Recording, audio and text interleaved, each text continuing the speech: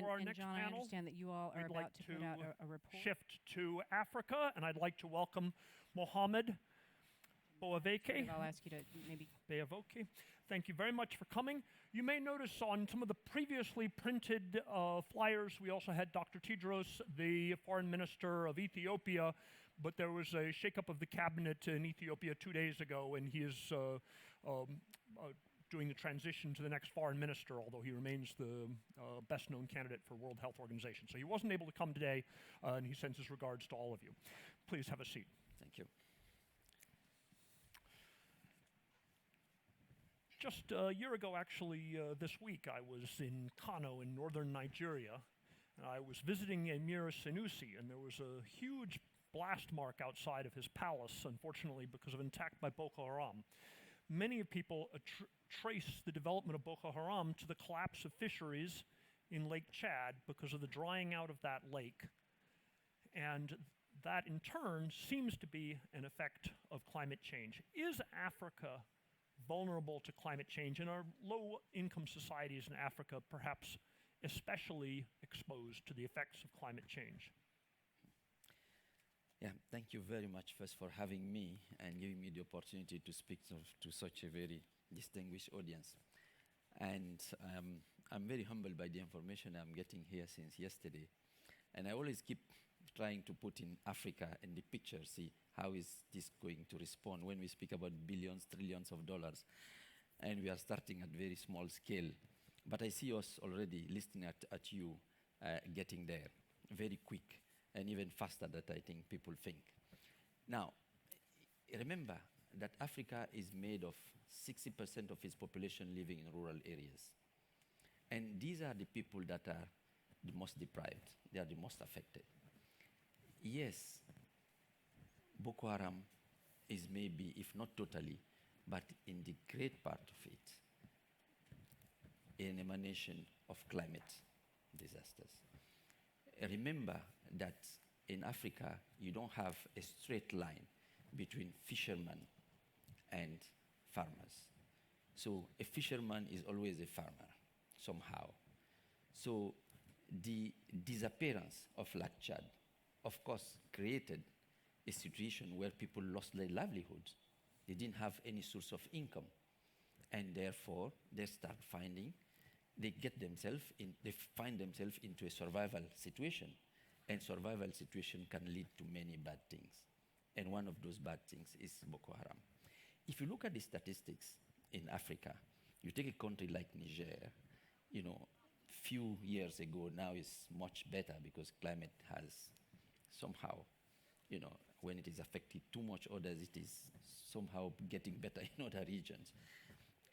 It was noted that any time there is 2 droughts successively, the third year there is a coup d'etat immediately, because the population is so unhappy that the environment is easy for anyone to come and disrupt the political situation.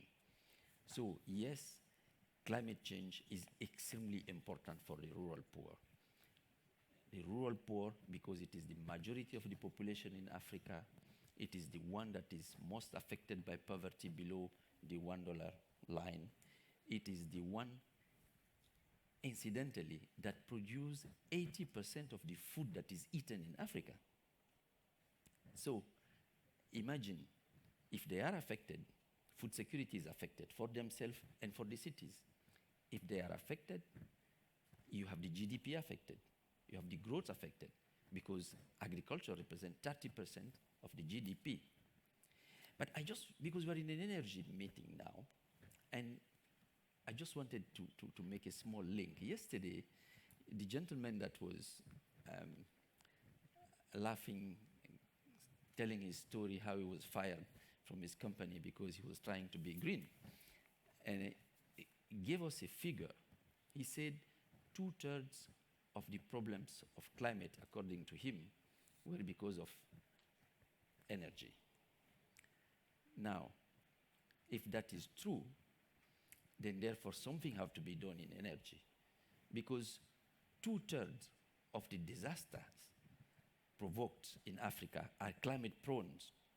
So it means, therefore, it is energy that is creating the problems. Well, it is an extrapolation maybe that is exaggerated, but it means simply that making cleaner energy, better energy, energy that is good for the climate, for people, is very important also for Africa. Well, now, as I was discussing yesterday with Christian Timon of AXA, there is an effort to do something about that, about trying to mitigate some of the effects of climate change, and you, as the Director General of the African Risk Capacity, are in charge of that effort.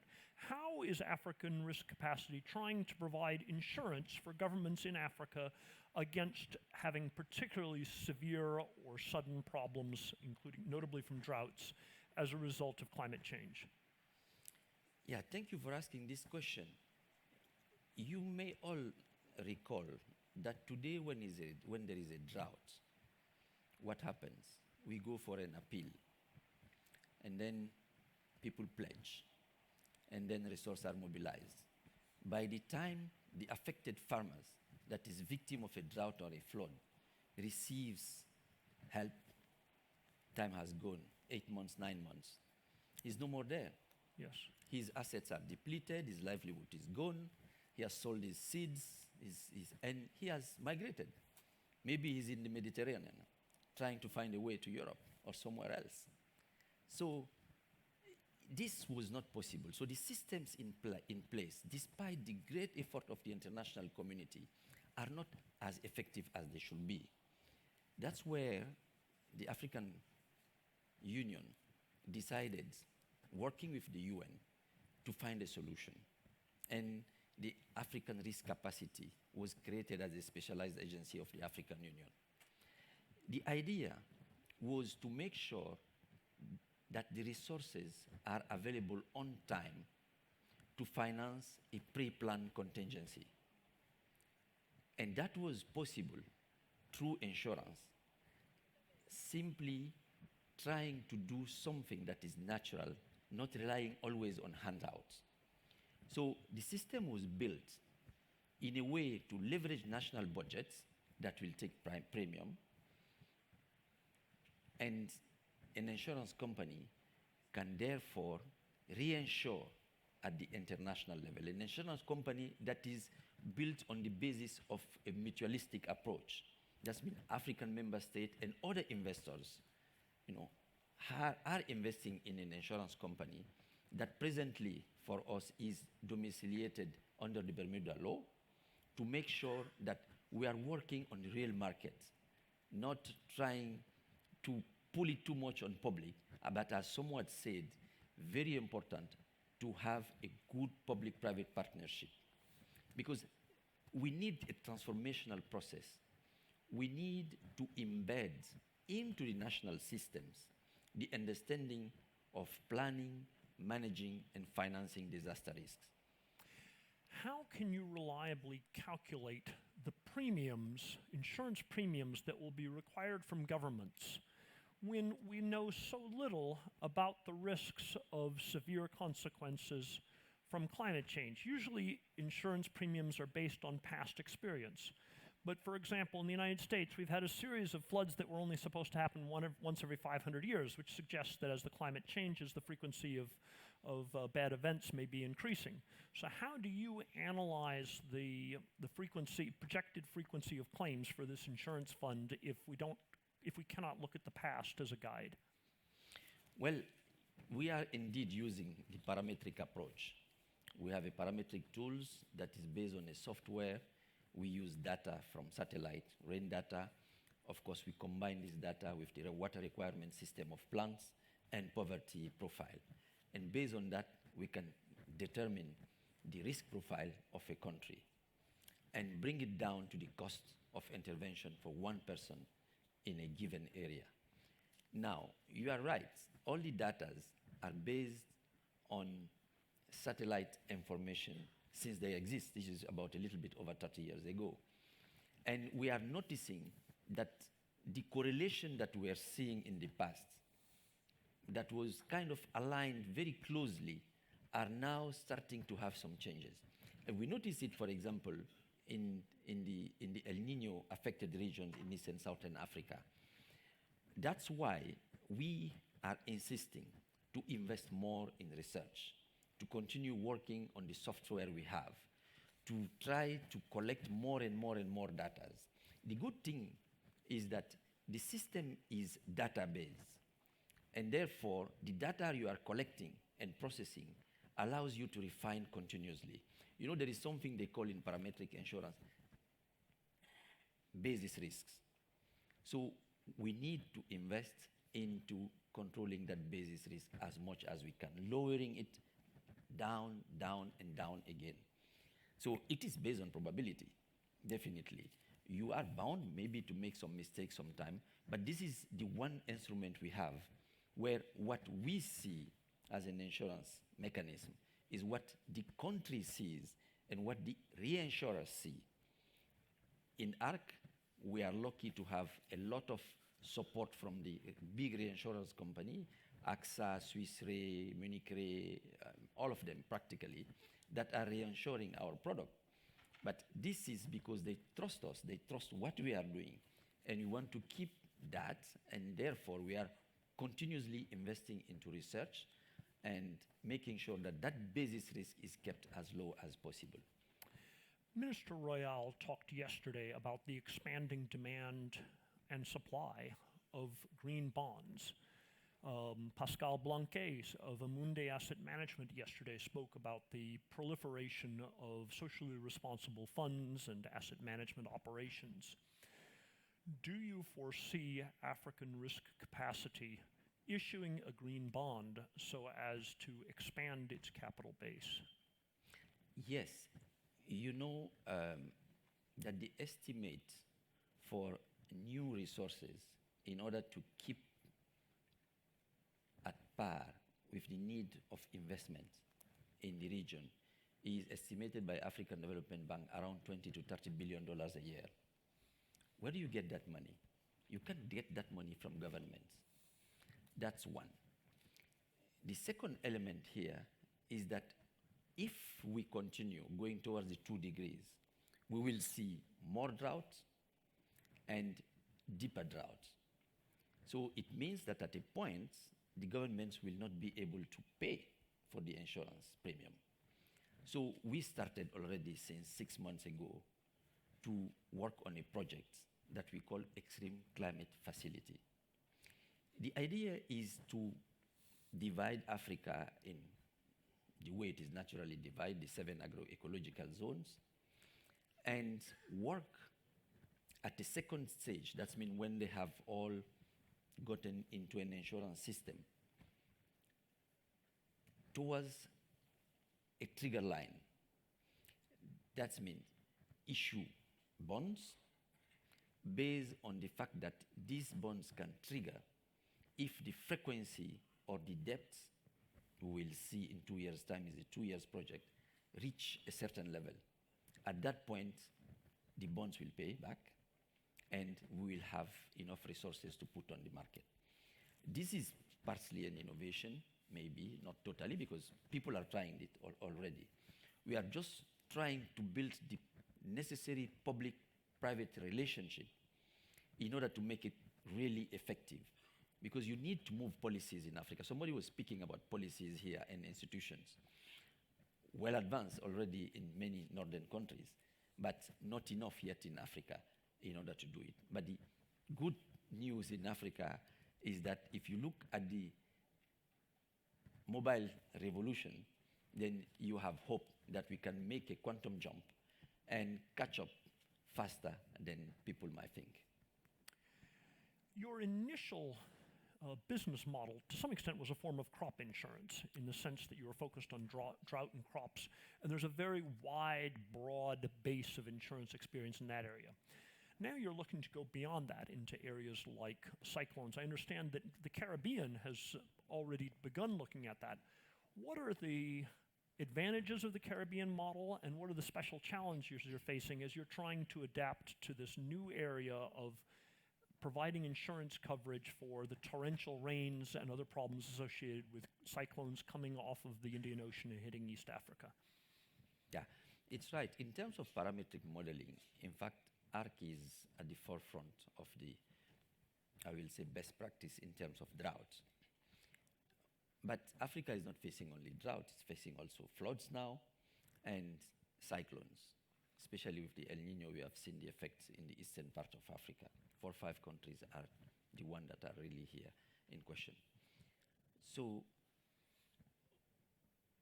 we decided, in order to be more pragmatic, to take the experience of CRIF. You may know CRIF is the same type of facility using parametric insurance, but for cyclones and earthquake. So we took the model, we tried to adapt it, and of course, we quickly came to the conclusion that we are not in the same part of the world, because the dominating factor in the Caribbean is wind. And the dominating factor in our region in Africa is storms. That's mean more rain prone than wind. Water prone. damage, not It's wind water damage. Exactly. Thank you. So we are working on it, we are adapting it, and now we are at the last phase of that adaptation. We had a lot of exchanges in the region, and tests are presently going on in Madagascar and Comoro, and we hope by next year to start our first policies. So for the flood, is more complex, as you rightly pointed out earlier. You know, there is no very good responsive model for flood globally. Very strange, but there is none. So, and when we embark into it, people said, well, you guys are crazy. You really think you can do it? But we have to find a solution for our populations that are affected by flood. Can you imagine a country like Senegal didn't used to have flood? Now they have big floods. So therefore, it's something you cannot ignore. And the government of Senegal is asking us, thank you very much for the drought. We got insured, and we even got a payout last year. It is fantastic, but flood is becoming a problem, so do something. So we started working on flood, and believe me, it is a very big scientific challenge. So we are narrowing it down now to, for the time being, river-provoked floods. You know, if you have too much, filling of the rivers and the outflow on farms, on populations, yes, we are trying to work in that area to be able to provide policies so we can respond. And I can tell you the amount of damages and losses are very huge in this area.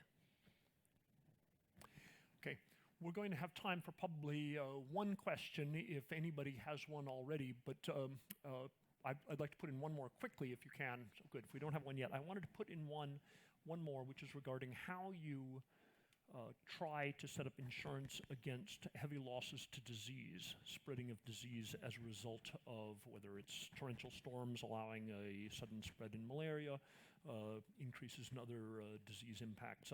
I'll never forget, for example, after Typhoon Haiyan in the Philippines, going into a hospital there and seeing people with tetanus, which is a disease that otherwise should have disappeared from a place like the Philippines, and there was a very large vaccination program after Typhoon Haiyan. What about the disease impacts? Yeah, you know, you all know that Africa went through a very difficult situation 2 years ago, well, actually until last year, with Ebola. When it started, the estimation of WHO for intervention was $5 million. Help us to get $5 million and we'll stop this. At the end, the world spent more than $1 billion to solve this problem. And last year, the ministers of finance in Africa said, look, your system is working with climate. Why don't you try it with outbreak and epidemics? We went to Rockefeller and we got a grant. As usual, you know, they are always financing innovations.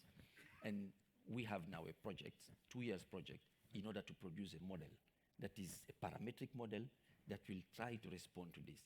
That means resources on time to respond to a pre-planned contingency. That's the key of it. But I see our time is finishing, and I'm here in front of very many people that are investing a lot in innovation, in technology, in order to protect the planet in the future.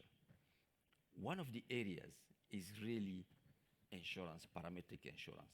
Loss and damages estimated by disaster are in trillions of dollars. So this is a market, and Africa is one new frontier. And the insurance approach we have taken is a public-private partnership. but based on private management completely. The insurance I just spoke about is managed through a board that is made out of people like the CEO of DHL and so on and so forth. So I really want to call the investors to look at this market. It is the market of the future. It is small today, but trust me, it's going to be a very big market for the future. Thank you very much, Mr. Beavogui. Thank you very much.